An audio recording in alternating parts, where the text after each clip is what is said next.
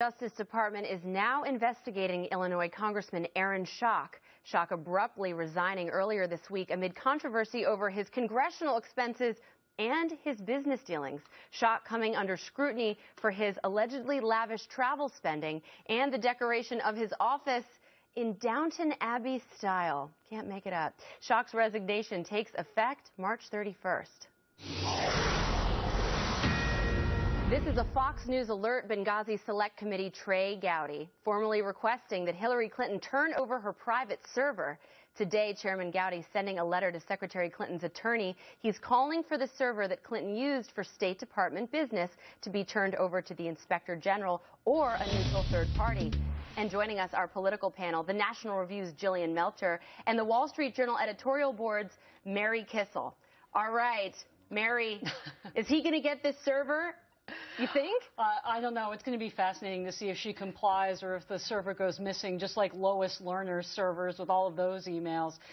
It's a very reasonable subpoena, and I think Mr. Gowdy has been prudent in calling for the third party. There are a lot of questions about Benghazi. What happened with the military response? Yeah. Why was there this video excuse, et cetera? And Mr. Gowdy says that there are months and months of emails that are missing, but we'll see if she complies. They were just yoga emails, Mary. Yeah, right. She was just asking, do you like this pantsuit for the wedding? Sure, that was it. I mean, Jillian, if she doesn't turn over the server, what could potentially happen? Because as Mary mentioned, it's not just the server itself.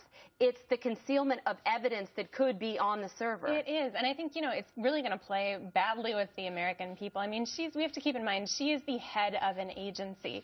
That means she's the person that the buck's supposed to stop with for preserving records, for protecting them. She already hasn't made good on that basic obligation.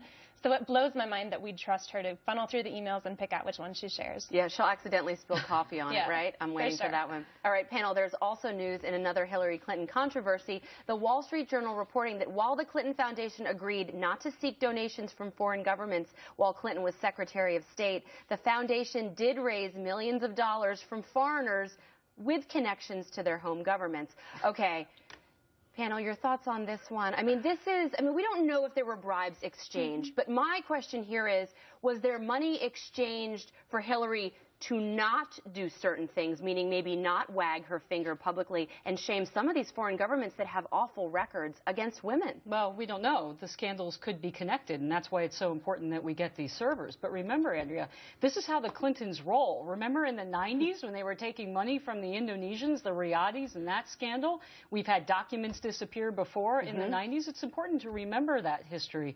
And the chronology here, too, is important. So the Clinton Foundation says in 2009, we're not going to take money from the government, but then we find out they take it from individuals, and now after she leaves the Secretary of State position, they take it from governments again. Yeah. They take it from Saudi Arabia, they take it from UAE, they take it from Oman.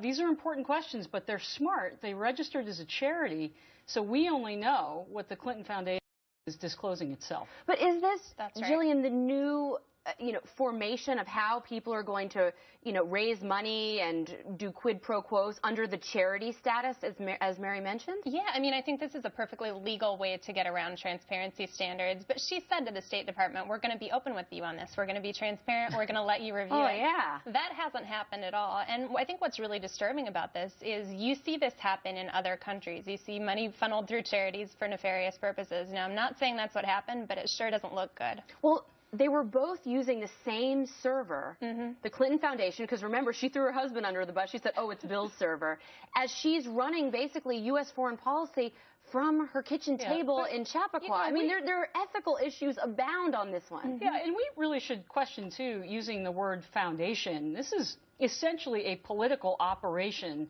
with a charity grafted onto the side of it. And that's how Bill and Hillary have used it now for years. Yeah, it's a machine. I mean, I think in every aspect, she's said that she's going to do things. She hasn't done them. And I think, that's going to be her legacy. All right, Mary, Jillian, thank you. Thank you.